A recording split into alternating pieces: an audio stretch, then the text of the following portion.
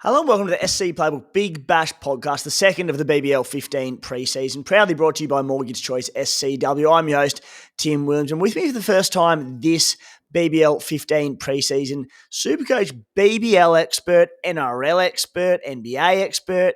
He's an NFL and EPL player, absolutely killing those. Spy, welcome back to the BBL team for the season. Good to be back, mate. Yeah, I was sort of half considering just focusing on NFL now that that's my game. Coming 150th because, it's just that easy.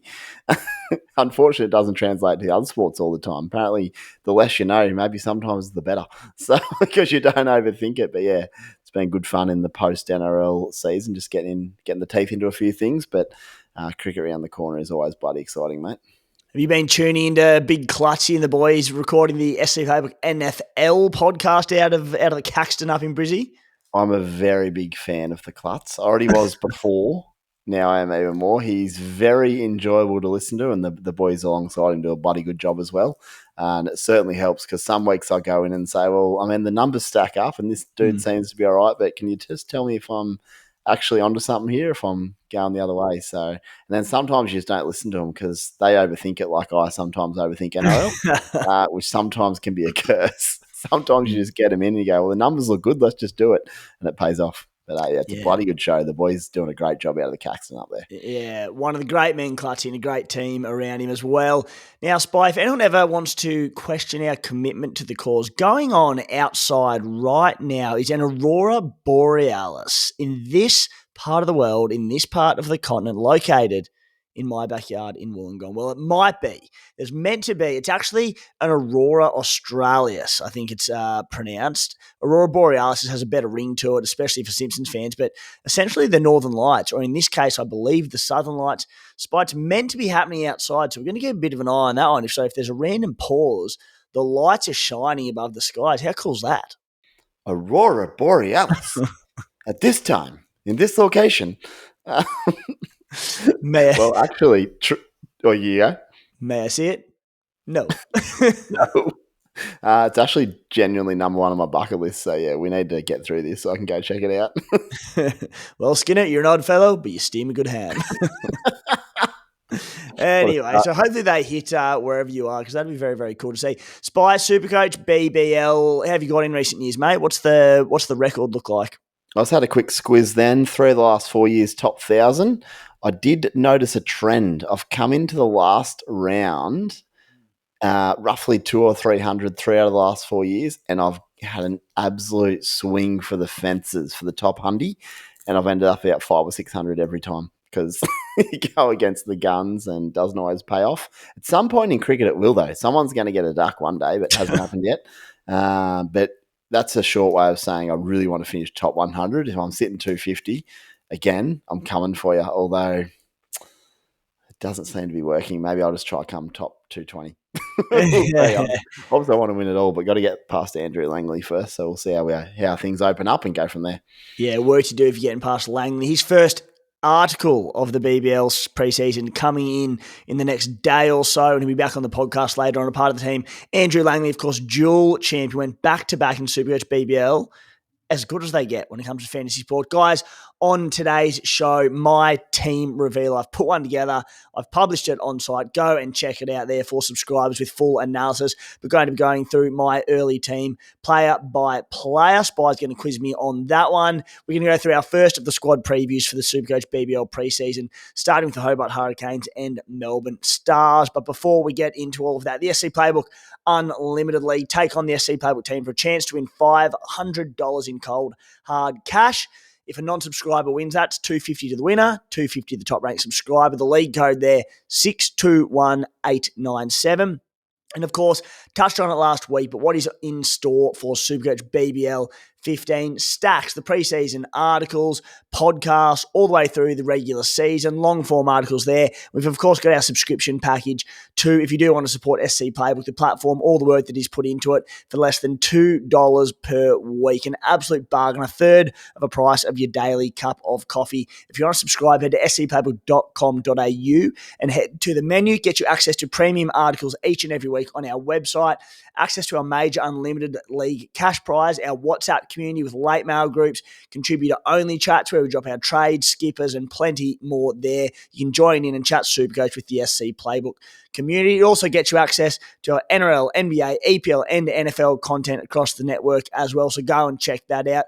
All these new sports, guys, if you're playing them and you're into them, is our cricket now on standalone channels. So they've been separated from the main channel that houses the NRL. So YouTube, Spotify, Apple, all our socials, Facebook, Insta, TikTok, Twitter, etc. They're all standalone. So go and follow along there and support us there.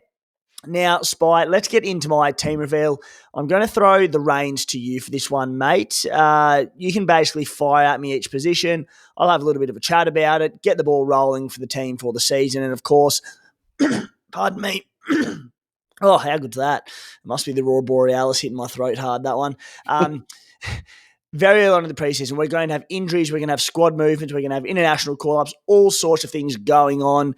We're going to find out new things about new roles, players in form. There's a month to go. As we speak, 31 days, 21 hours, 52 minutes until the first ball is bowled on December 14. Scorchers and sixes to kick it off. But Spy, if you want to fire away at us, mate, maybe start from the top of the wicket keepers and I can just dribble on from there.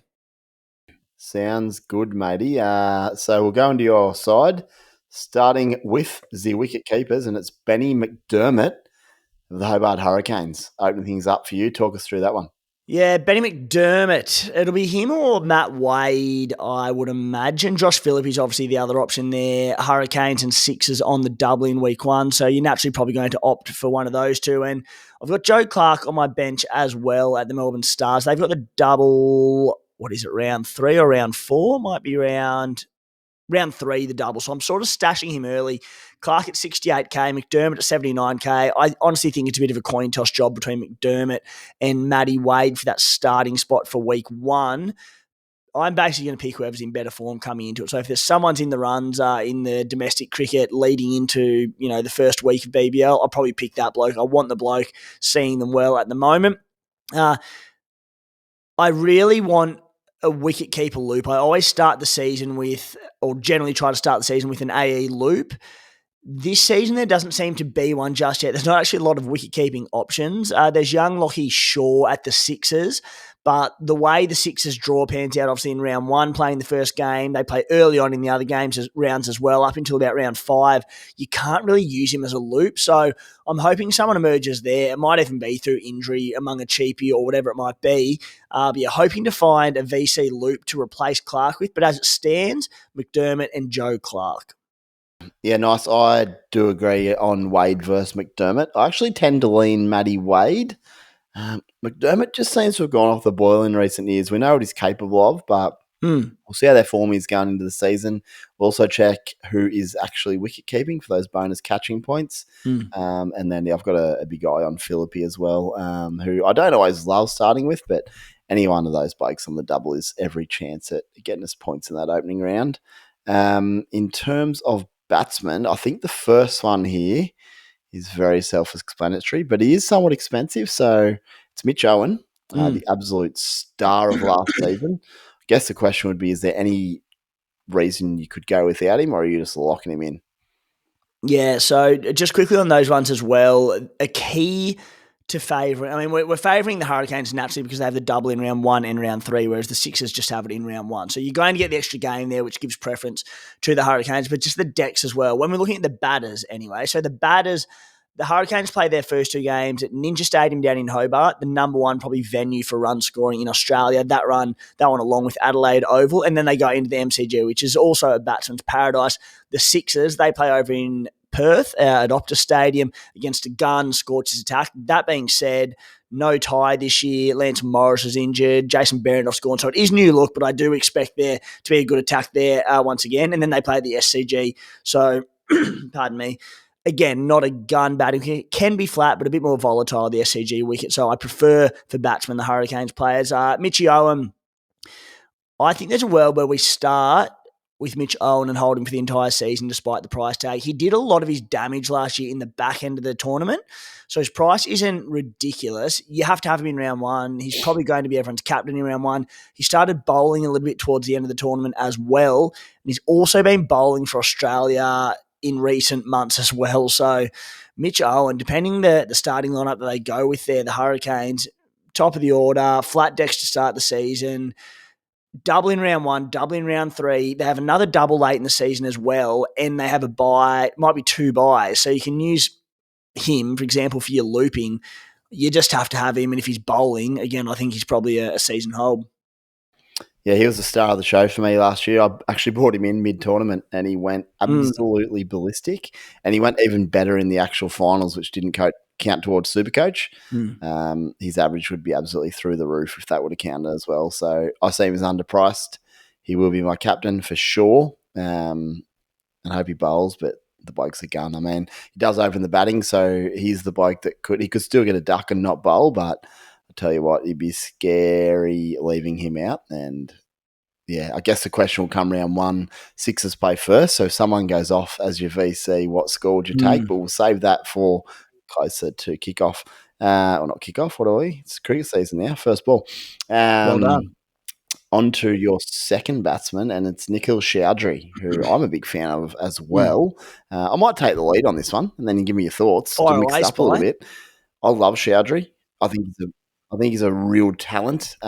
He doesn't, as you've alluded to in your article, he doesn't always see the opportunity game to game, but he's a hell of a batsman. He's a crafty bowler as well, and I guess it just depends how well Hobart are going with the bat. So if they fall a bit flat early, he's such a good cricketer, and I wonder if he's just going to come into his own a little bit more. But then you got Tim David, who might push up the order.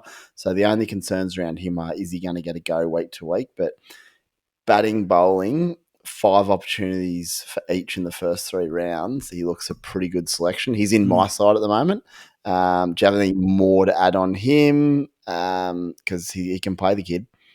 Yeah, just that, as you said, he normally bats that sort of 4 or 5 slot, depending how the game is going and how they want to put Tim David into it, when they want to put him into it, I should say. But if there's a couple of early wickets, there's some explosive hits at the top of the order there, and he comes in, he's an incredible stabiliser. He comes in, he'll be that 20 off 20, and you sort of sit there from a Supercoach perspective going, all right, no sort of strike rate bonus. He just goes bang, bang, bang, bang. He'll hit 4 fours in a row, and all of a sudden there's your strike rate bonus. Consolidates in innings really well. He bowled 21 overs last year, only took 4 wickets, economy of 8.04. I like that. Not a noted wicket taker as such, but if he does get overs, there's only going to be an increase on that. So at 127K, yeah, I'm happy to start Nikhil Chowdhury. There will be a watch, obviously, on the round 1 Canes team that gets named, but looks pretty good to me. Love that. Yeah, he's a class act, and he's undervalued if he gets an opportunity, but conversely, he's also overvalued if he doesn't get a chance. I mean, that goes without saying, but he's an interesting selection, and we'll definitely check teams closer to first ball. In the third batsman slot, it is another all-rounder. For those who are new to the game, anytime you get all-rounders in your batsman slot, it just takes away or minimises that chance of a low score, because batsmen are great, but even Don Bradman got a duck, and that would be a 0 in this sport. So it can be pretty ruthless. And it's Daniel Sams of the Sydney Thunder in the third slot. Yeah, so I've got 8 all-rounders in my team, at least listed as bat bowl on Supercoach, and the ability to have that flexibility to change in between the bat and bowler slots, it's unbelievable. And as you said, Spy, if you can get batsmen that, even if they're rolling their arm over once or twice a game for a couple of overs, it's just a massive, massive difference. So I've loaded my team with bat bowl options as you should. Dan Sams, the Thunder, I should say, they've got the double in round 2. One of the best at Supercoach, one of the biggest ceilings in the game. 116K, he's cheap. If you remember last year, he had that awful incident where he had a head clash in the outfield with one of his teammates. Injured from that one. I think he scored 15 points in that game. He only played about 5 or 6 games in the tournament as a result, and that dropped his season average down as well. So he's actually better than what his average suggested from last season, but he starts very cheap. The round 2 double, he'll bowl at the death. So Dan Sams in my team ahead of that round 2 double. And as you'll find with him, and I'll jump into my other bloke, Michael Nisa, who has the double in round 2 for the Brisbane Heat, the dual bat bowl as well, 93K. There are so many fallen guns to start this season. They're blokes like Sams and Nisa where even on the single game, they're very safe plays in my eyes. Not to say they can't, go wicketless and not get an opportunity with the bat and score 5 points, but to me, they feel like pretty safe plays in my team on the single game week.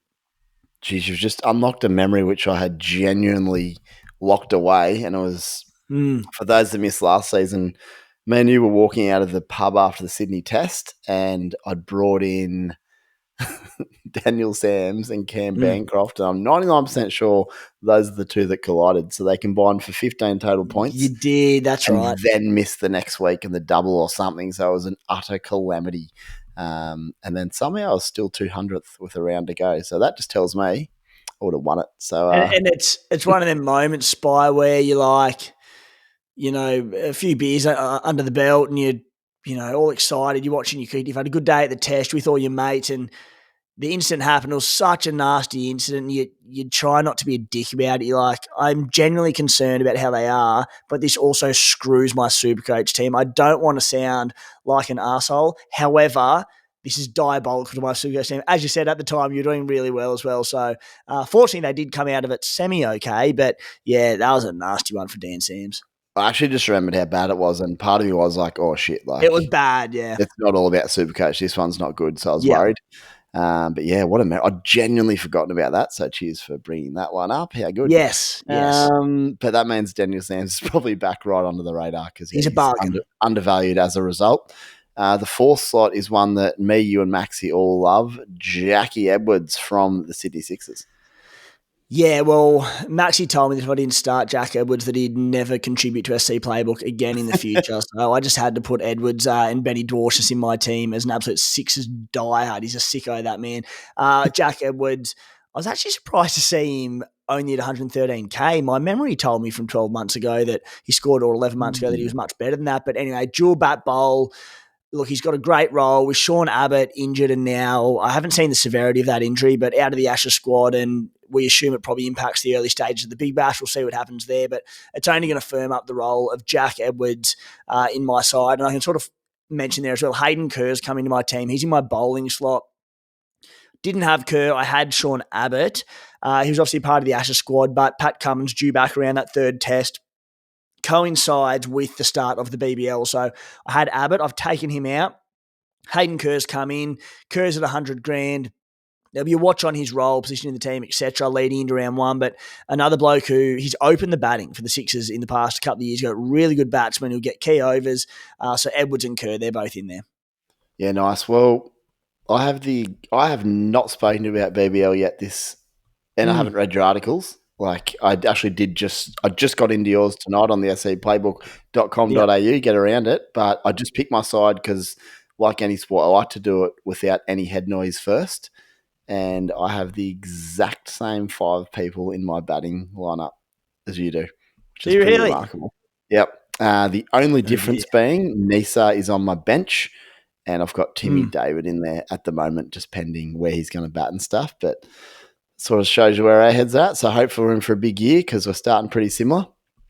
I think that's your batting lineup almost done. But if we flick over to your bench, which is incredibly strong, these 2 blokes, one in particular is so undervalued if you can find form. But the first one is Melbourne Stars, Tommy Curran. Yeah, Tom Curran, he's had a down few seasons. He starts at 106 grand. Not guaranteed to start for me. I would like to see his exact role, but look, he could bat as high as about 6 or 7. We'll get to our Stars preview shortly. I've got him batting a spot lower than what Maxie does in his predicted teams. And so we'll get to that shortly. But regardless, he'll do a bit of pinch hitting. We know he can hit a big ball. We know he's a gun bowler. He's likely to bowl at the death. And at 106K for a bloke with BBL pedigree, he's a class act. I like Tom Curran. Unfortunately, probably won't get a chance to really play him up until the round 3 double, but he's a nice stash up until that point. The Stars played late. I think they play last in round 1, last in round 2. Sorry, that's round 4. Yeah, last in round 2 as well. So anyway, a stash for round 3 at this stage. And yeah, Aaron Hardy's my other one there. It's 74K, just dirt cheap. And when you talk about, no Behrendorff, no Morris, no Ty, there's going to be bowling opportunities at the Scorchers, and I'll get to the bowling attack soon because I've included another one in there. But I think Hardy's going to about top 3, maybe top 4. I think he's going to bowl overs. So at 74K, they don't have a double until round 4, the Perth Scorchers. But at that price, the best thing about the Scorchers, Spy, don't know how deep you've gone into it this far out from, or a month out from the start of it, but they play game 1 of round 1, game 1 of round 2 and game 2 of round 3. So they're perfect loop players to put in your team, AA loops, and you can then stash them for that round 4 double. Yeah, it's pretty handy. And I think the way it works, and Langley is the pro at this, but if you stash a couple of blokes in advance, it still works out to be extremely beneficial. You don't always need to have all the double players on that current round. If you have a few moving forward, it does work out. Aaron Hardy, he was in woeful touch last year, but he has been nothing but excellent in previous years. And like you mentioned, if he can get a bowl, he might be the most undervalued bloke in Supercoach in any of the new formats. That's incredible. Especially Spy. Supercoach is all about targeting these double game weeks and maximising those. We'll have a great chat with Andrew about that when we get him on the show in a few weeks' time. Over in WA at the moment with the better half. So he's on holiday, so enjoy your holiday, Andrew. But you still need to make money, especially early on. The first couple of rounds when there's blokes like Hardy where I just don't think there's a world where he doesn't earn good cash for our squads. I'm happy to bank him early and bank some of the cash that comes with him ahead of round 4. Yep, then he's there for the double. There's someone who I've noticed not in your side, and you'd have to chop my arm off for him not to be in there, and he's in a bit of a similar boat. But back to your team. Who is it? Oh, Mitchy Marsh. I can't not start with Mitch. Yeah. Well, I've got a few of them at the moment, and what is he? He's 117k. Yeah, look, like he's a one that, like I could turn. Like there's a few people I could turn into. Anyway, we'll move on. Yeah. We'll get around to that. And look, it's my first side. Maybe there's a world I don't put him in, but it'd be hard because I love him. And like you mentioned, I did check their early schedule. And with those early games, he's the perfect little loop bloke on the bench. If he gets 100 or a duck. If Mitch Marsh is expected to bowl and bowl regularly, he'll be straight in. We'll do some reconnaissance leading into week 1. Yeah, form T20 batsman in the world anyway. Don't worry about it. Just get him in. But that's for another day because we're moving on to your bowlers. We've sort of mentioned a couple here already. The Sixers, Benny Dwarshuis and Hayden Kerr. Dwarshuis, I'll speak for him. He's just Mr. Consistent. He was particularly good last year. He bowled well without luck at times, and his batting was off the charts. He didn't get many chances, but gee, he can hit a ball. So he might be used here and there, and he's the kind of bloke on the double you feel pretty comfortable locking in, don't you, Benny Dwarshuis? He's a gun, and yeah, I'm just looking for my the detailed team analysis that I put up on the site with all the stats to boot. And as I said, Mr. Consistent, that's all it is for Benny Dwarshuis. 52-plus average in 6 of his past 8 seasons, a low of 46.3.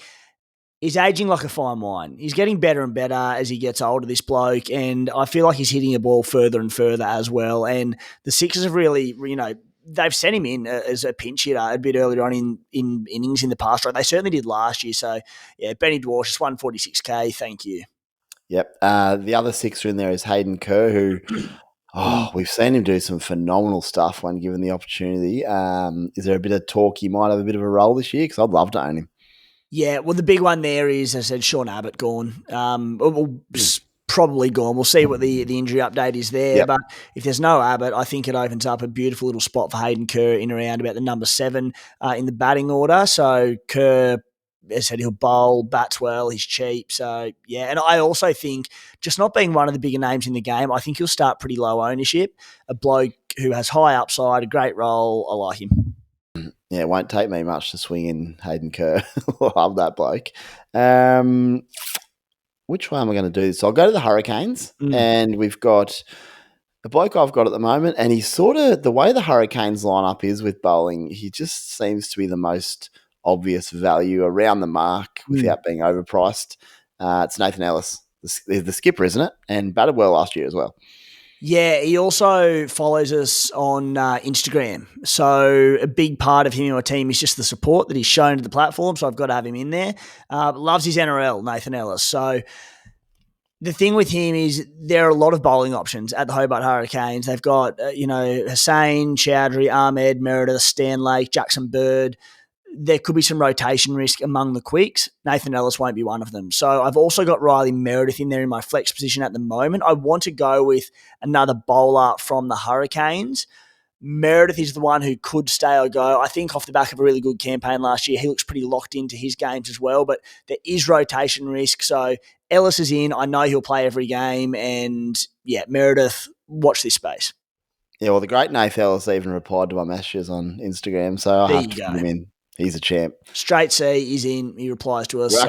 We're actually just talking about do we trade Cam Munster or something. It was purely NRL. He loves it. But, he's a good dude.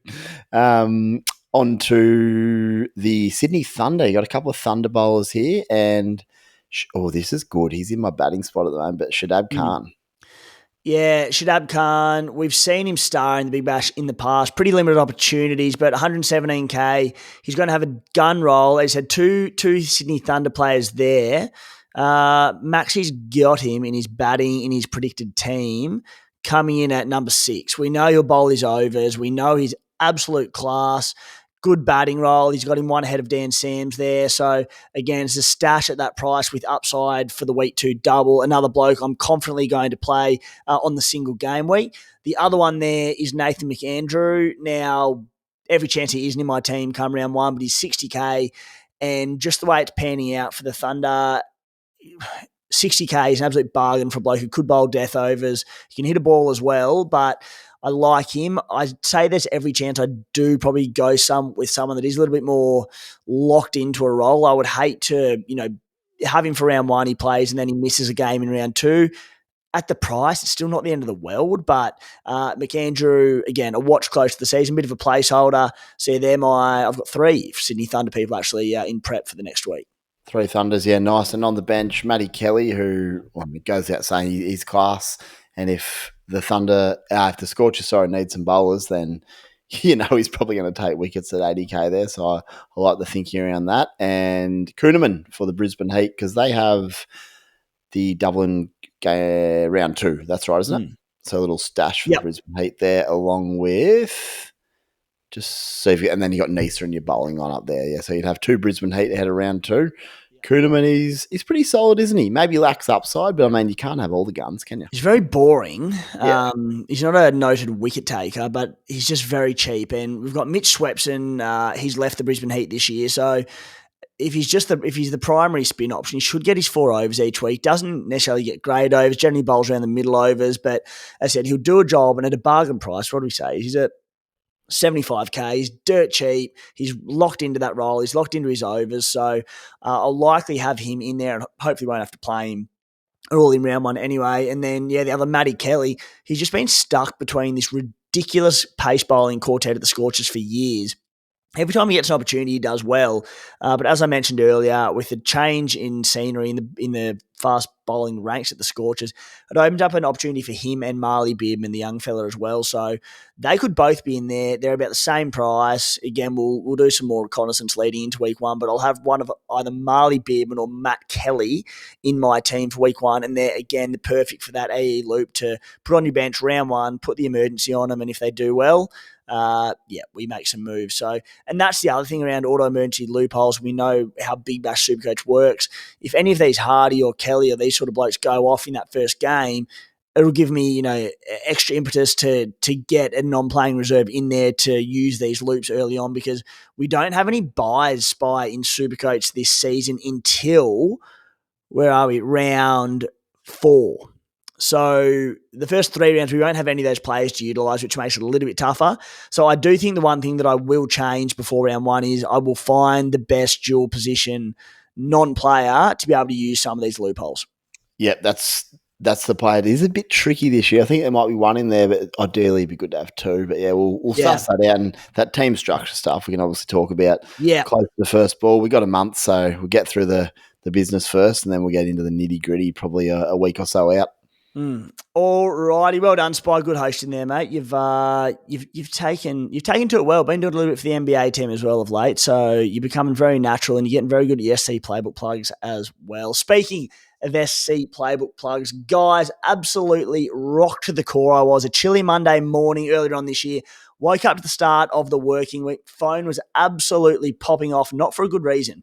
Just about every one of my accounts that I had been changed. My email was hacked, mobile number was stolen, cards were changed, just about anything else that you can imagine. They got in through my Outlook account. It was an absolute disaster. I was sent a ton of threats about financial demands that I had to make or personal information was going to be leaked.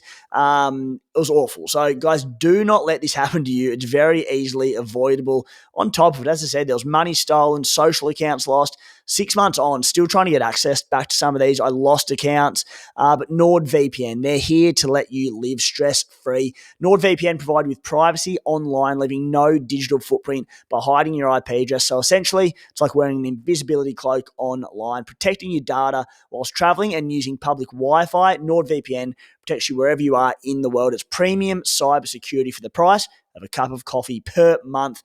To get the best discount on it, guys, off your NordVPN plan, go to nordvpn.com/SC Playbook.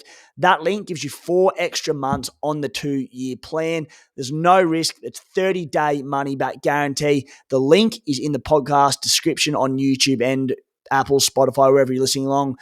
Trust me, guys, it was an absolutely awful experience, and as soon as that happened to me, I secured every account, got Nord, got all these things done. So do not think about it. Just get it done and you'll save yourself a potential massive headache in the future.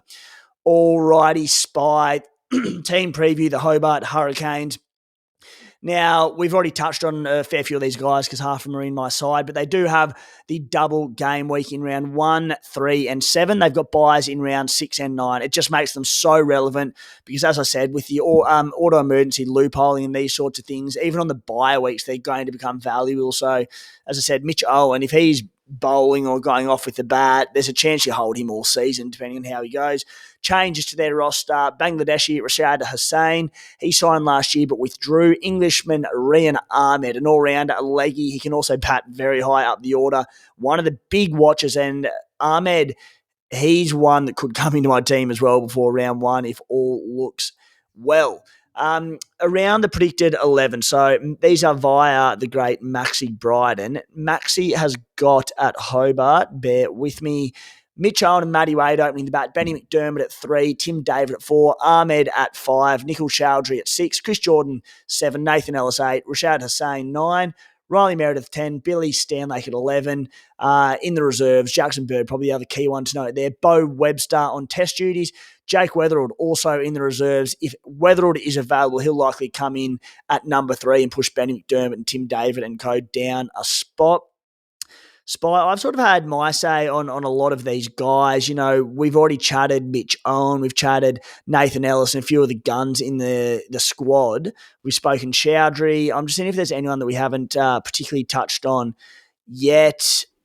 Look, there's not a lot. I suppose, as I said, the two that I'm tossing up with is a quick to partner with Nathan Ellis, and then I don't want both of Wade and McDermott. I think I only want one of them. How are you feeling about these sorts of blokes? Yeah, I just want one of Wade or McDermott, if any, to be honest. I won't necessarily pick either of them or any of them, but I won't have two of them, that's for sure. But I might have one of them. I don't mind. I need to look into him a bit more, but yeah, Rashad Hussain has some pretty good numbers around him. So I'll just suss out what the story with him is and where he's going to, what his role is going to be, but he's currently penciled into my side, and by penciled, I literally mean could change at any minute, but I like what I'm seeing on paper at the very least. But Tim David's probably the talking point. He's really batsman only, occasionally bowls.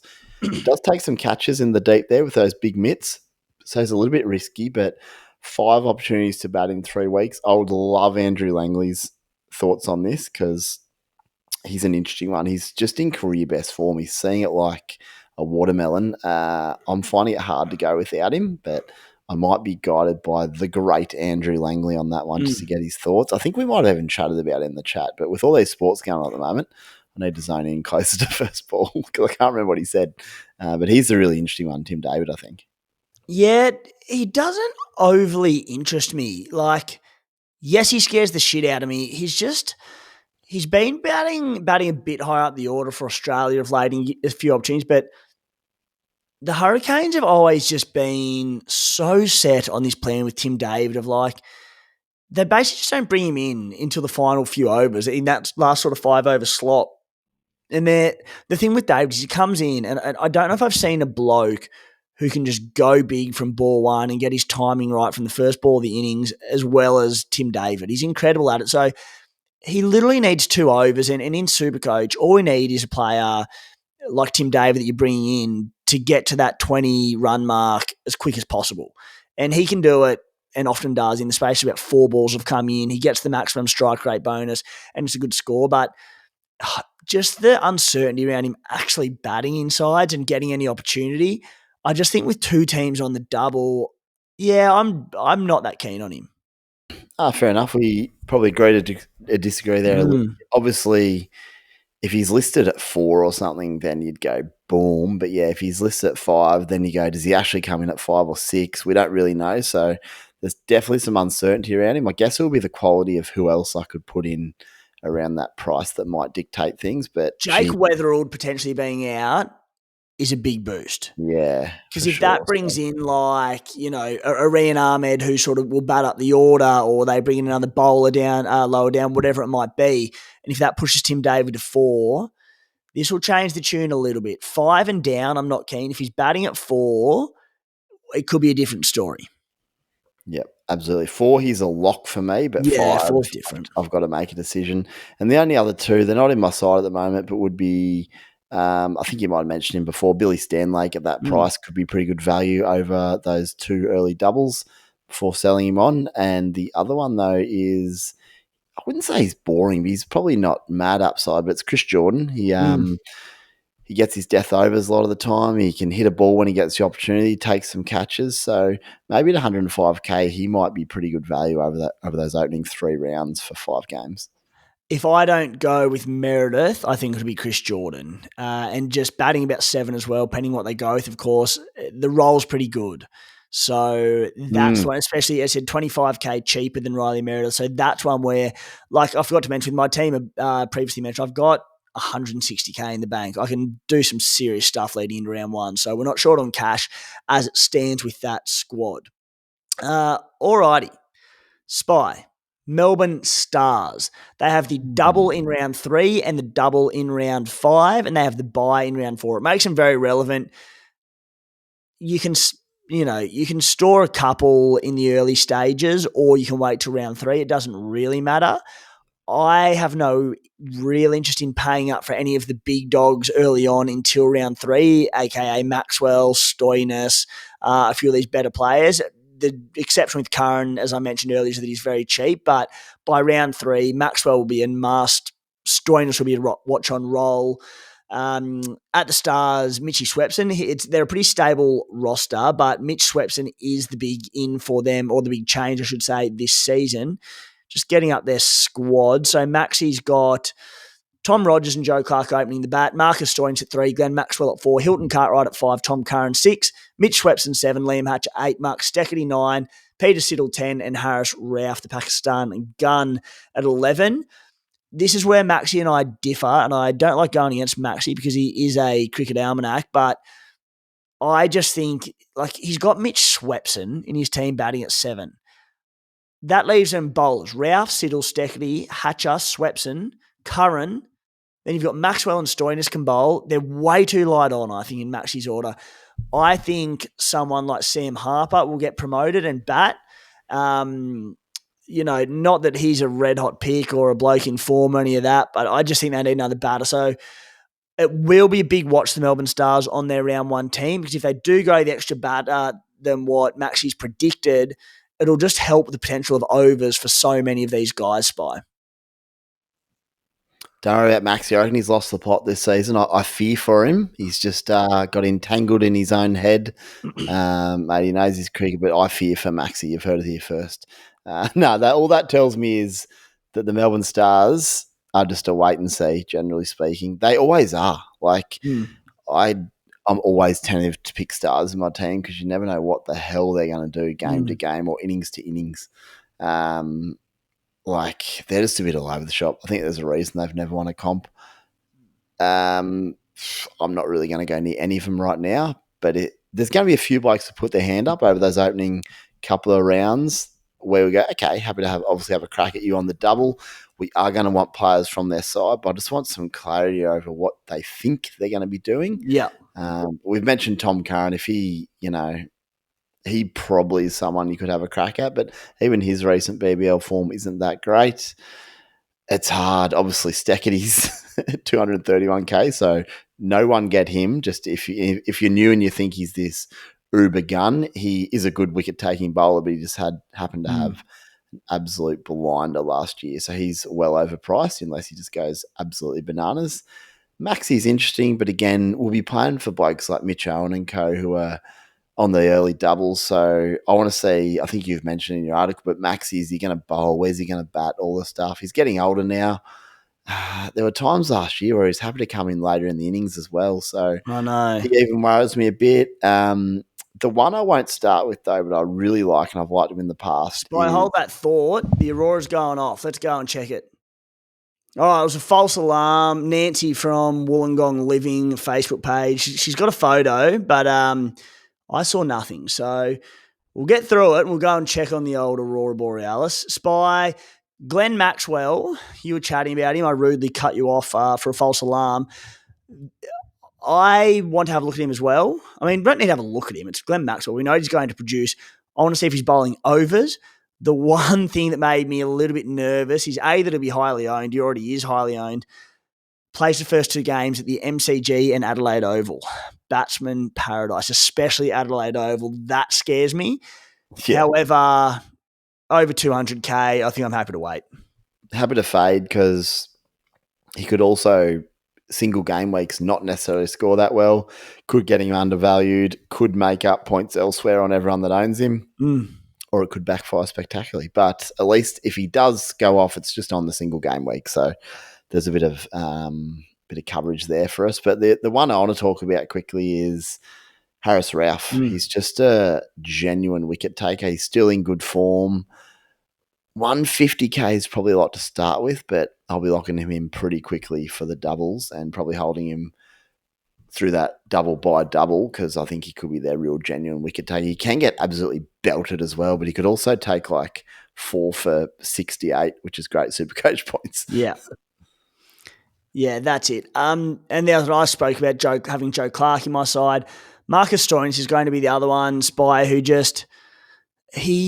for whatever reason, the big Stoyne, he hasn't hit it off in Big Bash for a long time. He did bounce back some form last year, I must say. Averaged 55.1, but in seasons prior, he averaged 28.5, 37.7, 28.8, 3 absolute bludgers of seasons on the trot. Prior to that, head back to BBL 10, 52.2, 64.9. BBL 8, he averaged 96.9. That was in like 12 or 15 games. We know he's got it in him, but we say it every year. Happy to watch the first few weeks, see how many overs he's bowling, what overs he's bowling, what sort of form he's in with the bat. Every chance he's a must in round 3, could also just be an absolute avoid in round 3. You never know with the big fella. Yeah, for those with good memories, Stoyne's always been kind to me. Anytime I play him, he puts them in the stands, and when I don't, he fails. But there is no way in hell I'm starting with him at 145k on single game weeks. But yeah, if he warrants it, I'm more than happy to own him for the double. But that's not a certainty either, because again, I'm going to be very cautious of the Melbourne Stars, but we'll know more after a couple of games in at least, which would be good. Yeah, absolute basket case. And guys, just lastly, the long-term partners of SC Playbook, Mortgage Choice, Cronulla, Sutherland and Wollongong are back on deck for the BBL 15 campaign. So if you're looking to get into the housing market for the first time and have no idea where to start, the answer is Mortgage Choice SCW. And just quietly, the big fella, or the little fella in this case, in Paddy's case, Paddy's been nominated in the Advisor Magazine Australian Business Awards for the Best Franchise Brokerage Office of the Year and New Broker of the Year. If, like me, this means nothing to you, just acknowledge the little fella's bloody good at his job. So congrats to Paddy. If you think he'd cost a mozza to get a consultation with, you'd be wrong. It's $129, but because you listen to this podcast, it is free of charge. So guys, if you are looking to get into the housing market, sort out the best rate on your loan, whatever it is, simply mention SC Playbook when you get in touch and you get a free consult with the man himself. To do so, hit him up on Instagram at mortgagechoice_SCW or give him a buzz on 0295211611. Spy. That might do us for tonight. We've got a Borealis to go and have a look at, but a strong debut for BBL 15. Yeah, keen to get back into it, mate. Love our cricket, so bring it on. But yeah, plenty to chat about leading into the first ball, as we said. As I said, guys, subscription available at scplaybook.com.au. Go and follow us on our new YouTube cricket channel, Spotify, Apple. Like, subscribe to those pages and follow along ahead of the summer of cricket. Thanks for tuning in.